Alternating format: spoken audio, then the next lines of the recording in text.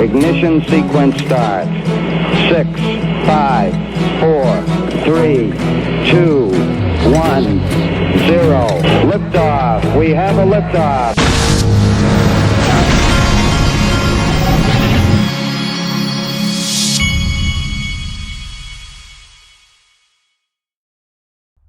Hey everybody, this is the Digital Asset Investor, and the market is doing a little bit of rebounding. We've got an XRP at $1.17 right now, but we're at 1.75 trillion. Now this market dropped, I guess, over $1 trillion yesterday, and we had gotten as high as about, I think, 2.5 trillion.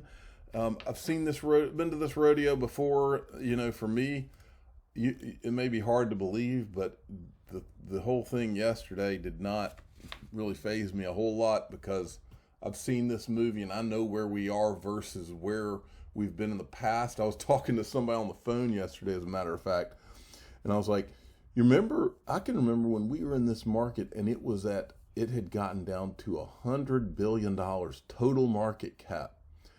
And that is when all of us were sitting there going, wow, we know in our gut what this thing is, but $100 billion, it's almost like nothing's in it. Is this thing going to zero? I mean, that was when it was time to be nervous, not inside of what we're in now. These are, for me, these are buying opportunities, nothing more. Now, the XRP circulating supply, we created a little stir yesterday, but I think they finally fixed it. If you look here, the market cap on XRP, you watch, I'll make a prediction. Here's my prediction, because it happened yesterday. My prediction is that XRP, now that they've fixed this, is going to jump Cardano, it's going to jump Binance Coin, and it's probably going to jump Tether, and it will be in the number 3 spot in the next, I think in the next few days. I mean, look, there is no digital asset that has a more coiled up situation than XRP. There's just not, because it's the one that's been attacked. None of these things have been attacked, and that's not to say they won't be in the future, but none of these things have been attacked, and many of them deserve to be attacked. Of course, I've been showing you some of that. All right, so let's this guy Focus had actually brought this to everybody's attention, that they fixed the supply. Now, it's always good after a day like yesterday to give things some perspective. From CoinPaprika, these are the return rates. So I'll ask you, even with yesterday, what investment have you ever made that ever in your life that had in 1 year that had anywhere close to these kinds of returns that you're looking at here? The answer is none, and that is why this is the opportunity that it is. And it has been for, 8 years. I've been watching this roller coaster for 8 years. And these same opportunities have been there, and they're still going to be there. And like Brad Garlinghouse says, and like Brian Brooks says in a video I'll show you here in a minute, a lot of them are going to go to zero. So you better pick wisely the ones that have real utility. All right, now this is what happened yesterday. Crypto liquidation. Many traders in crypto use borrowed money to boost their returns, which leaves them vulnerable to having their positions automatically sold if prices drop. In the last 24 hours, more than 775,000 traders have had their account liquidated, equal to 8.6 billion worth of crypto, according to Bybit data. So this is what causes the frenzy, or not frenzy, wrong word. This is what causes the spiral that you saw yesterday. Now, let me show you something that is just straight all out unhinged. It reminded me of Jim Jones trying to get everybody to drink the Kool-Aid. This right here, and look, Michael Saylor's a CEO, and I respect the guy, but look, this is just not, there's nothing logical about what he's saying here, and it was a little, I'll be honest, it was a little disturbing for me to watch. I want you to listen to what he says. Which one's the best crypto asset? Well, Bitcoin's the best crypto asset. Okay, what's the second best? There is no second best. There's no second best crypto asset. There's a crypto asset. It's called Bitcoin, right? Right? There's no second best. Okay. It's not like Google and Facebook. It's not like Apple and Amazon. Yeah, we can debate Apple or Amazon. What's better? They both look like tech monopolies to me. They both look pretty good. On the other end, Bitcoin or no? XRP. Bitcoin. Bitcoin's crypto asset. This entire idea of like 60% dominance is bullshit, ridiculous, stupid, right? Like, it's stupid. It's not 60% dominant. It's like 96% or 95% dominant, right? The thing, if you compare it as a crypto asset to a like kind of proof of work crypto network, right? That's meant to be a store of value.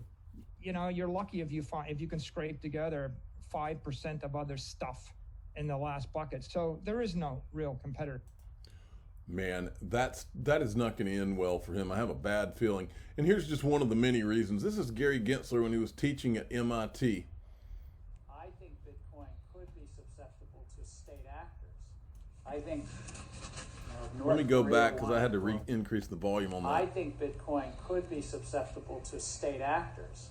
I think if North Korea wanted or Russia wanted to spend probably single-digit billions, but at most maybe 10 billion, they could overwhelm the whole system and they could do a 51% attack by buying up enough mining equipment, the ASICs, and just big-footing the whole system. But it's multiple billion, and there's academic papers on this now. It's single-digit billions a state actor could.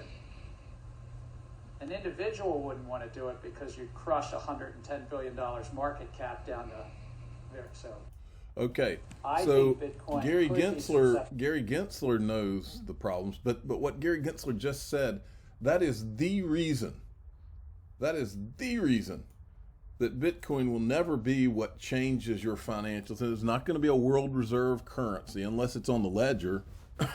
That's the only I mean, it's just not.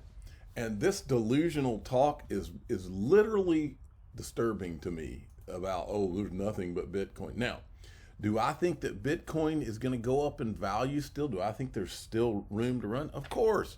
I think the Bitcoin marketing machine is going to at least get this thing to 100,000. And I think a lot of digital assets are going to keep having ups and downs and setting new all-time highs. I think a lot of them are going to do it, but I think in the end, the ones with real utility are going to be the only ones left standing, and there is one that is the greatest digital asset ever created, and that is XRP/XLM. All right, but this lady, Kathy Wood, she's the founder of ARK Invest. She thinks it's going to 500,000. Bitcoin's going to 500,000. I mean, you at one point, I think back in April, told Dow Jones that it could go to about $500,000. Do you still hold that target? Do you still think that's where we're headed? We do. I do. Yassine El Mandra is our crypto analyst, and we go through soul searching times like this and scrape the models. And yes, our conviction is as high. The one thing that has changed. All right. So I just wanted you to see that. Now, here's some more fallout from yesterday. Melton Demirors update: my transaction is still pending despite having plowed $1,200 into gas fees. I hate it here.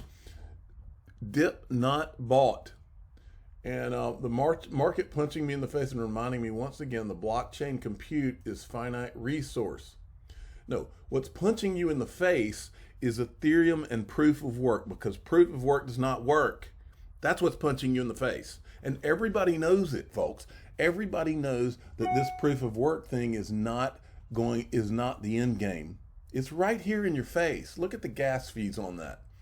It's the same reason Anthony Pompliano decided not to accept Bitcoin. He wanted to run a Bitcoin pizza campaign and not accept Bitcoin. And the reason is he knew the PR disaster it would be when people started showing that, hey, I bought a pizza for $9 and the damn fee was $6 on the Bitcoin network. That's the reason that they didn't do it, because they knew that they couldn't without having guys like me flash up what the pizza cost. Not sustainable, and they know it. And that's the thing that gets me so much, is that they know these things, and they go to these microphones and they go to these interviews on CNBC, and they ignore the elephant in the room, and they're allowed to ignore the elephant in the room. And that's shameful. Okay, now Notorious XRP. Now this is a guy, I don't play much of his stuff, and it's not because I don't like it. I like it, but I don't ever know. He's always got music over the top of his videos, and I don't ever know if I'm going to get some kind of copyright hit on that. So Notorious, if you're listening to me, when you send me videos, just let me know that I'm not going to get some copyright hit. I'm going to take a chance on this one. He put together one of these Ethereum things. This perfectly illustrates the ridiculousness of this whole the SEC going after Ripple and giving Ethereum a free pass, and it makes Jay Clayton look like the clown that he deserves to look like. Watch this. So you said that you guys are looking to incorporate and do this out of Switzerland, and you're purposely you live in Canada, right? Yes. And so you're purposely not doing it in Canada, and you're purposely not doing it in the U.S. A large part of that is regulatory reasons. Okay. A token, a digital asset, where I give you my money, and you go off and make a venture. You have some company you want to start or something you want, and in return for me giving you my money, you say, you know what, I'm going to give you a return. Or you can get a return in the secondary market by selling your token to somebody. That is a security, and we regulate that. We regulate the offering of that security, and we regulate the trading of that security. Are non-technical people, right? And they want to invest into Ethereum. How can, first of all, how does that work? I mean, when you guys were going to launch in February, and now it's been put Right. forth, you know? So it's not the launch that we have. So we are going to start the Ether pre-sale in a couple of weeks. So the Ether pre-sale will be an opportunity for anyone to purchase Ether. For Ether is the internal currency inside of the Ethereum system, sort of like the XRP and Ripple. Now, is there a big window of opportunity for people to get in, or is there just like a one-day opportunity? No, it's something we're thinking of. It might be 45 days, it might be 30, it might be 60 days. Okay, so there's plenty of time. Sort of an incremental thing, so the earlier you go Yes, in. the earlier you get in, the better a price you get. So Yeah, at this point, if you're investing in Ethereum, I would say you're investing in the team and the community to a large extent. Okay. What's the possibility that there's another coin, a better technology? Somebody decides that they can do it better. They can do it better than Bitcoin. They can even do it better than Ethereum. Why is that not possible? I mean, you know, we talk about brands. AOL was once a great brand. They are all over Mike Novogratz. He knows, and you can see just the look on his face. He's like, they got me. Jeremy Hogan put this out yesterday. My initial impression after the hearing was correct. The judge rules in the SEC's favor on the MOU issue. I believe this is the wrong ruling and shows the judge does not understand what is truly going on with those requests. Also, why did this 2-page order take 3 weeks to draft? Yes, there's a disclosure requirement, but the real reason the SEC uses the MOUs is to intimidate and ruin business relationships between defendants and the subjects of the request. Is this bully tactic? It's this bully tactic we need judges to stop, and it irritates me greatly. I need a drink. So now, then this morning, Brian Brooks was on CNBC. Listen up. I wouldn't call it a fledgling ecosystem or industry right now, Brian. It's been around for a while, but maybe didn't anticipate that we'd be this far along. And is the infrastructure there? For example, at Binance, is the infrastructure there to handle something like yesterday without disruptions to your customers? Well, Joe, it's a fantastic question, and thanks for having me here. I mean, look, we transacted about $3.5 billion of trading volume yesterday. This is on an exchange that's 22 months old, and we're building infrastructure fast enough to keep up with customer volume. Are we doing a good enough job? Probably not. But I would argue the problem is as much educating investors about this stuff as it is about building infrastructure, because I think we're at a point in time where many investors don't know the difference between Ethereum and Filecoin and Solana. They just all see it as crypto, and you wouldn't buy stocks that way. So I think we need to focus more on what these tokens represent, what the network value is that is backing them. And when we have that level of education, you're going to see some amount of the volatility go away. All right, there's 2 more awesome clips from him right here. Now, we've talked about that. Now let's just talk about crypto, Brian. We've seen so many asset classes in this environment with zero interest rates basically and a Fed on hold and with all this QE and all this money sloshing around, is this a real asset class, or is it a reflection of, is it a Beeple NFT? Where does it come? Is it gold? Is it a currency? Are you still, you've had a big government job, so you I think lend some credibility to the whole industry, but there are some questions going around again now based on colonial, based on China, based on regulatory issues, based on all these things. A lot of worries, a lot of headwinds. Yeah, well, look, my personal view is calling crypto an asset class is sort of like calling stocks an asset class. And most of us don't really think about it that way, except in a broad way. If you think about it for a minute, we think about tech stocks versus industrials versus financials. Or even within tech stocks, HP is very different from eBay, is very different from Apple. And I think, again, the education level of investors on this needs to be a lot better. Ethereum is a different business from Solana, and that's a different business from Protocol Labs. You need to understand what it is that you're buying. And people are increasingly sophisticated about that, and yet you still hear stories of guys on the train just randomly poking around on CoinMarketCap to buy any crypto asset. That's the wrong way to think about it. Many of these things are going to go to zero, like happens in the stock market, but some of these things are going to be foundational technologies with real value for generations. That's what we're trying to build here. People need to. There you go. And finally, he's got one final clip right here. I have a question for you. It's actually being posed by Elon Musk 3 minutes ago on a tweet. And it's how much is that Doge? How much is that doggy in the window?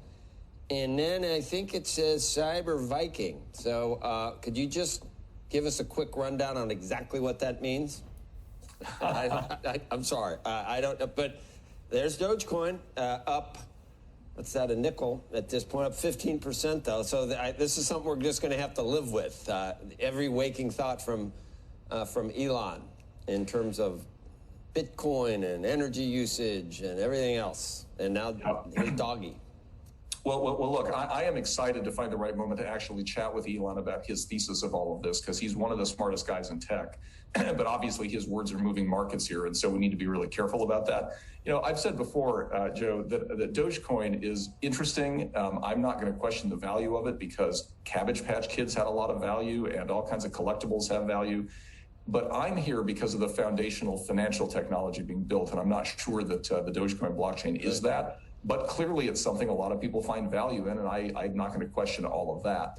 I come back to the question of 5 years from now, which of these networks are going to be replacing banks as a foundational way of transacting peer-to-peer, so that, Joe, I can send you money without Bank of America having to settle the trade. That's really what this is about. And Dogecoin is a whole different thesis. He just told you Dogecoin is a pile of crap in a nice way. I'm the digital asset investor. I'm not an investment advisor. This is for entertainment purposes only. Please subscribe, hit the like button, and tell your friends and family that Dogecoin is a pile of crap, and that is not in a diplomatic way.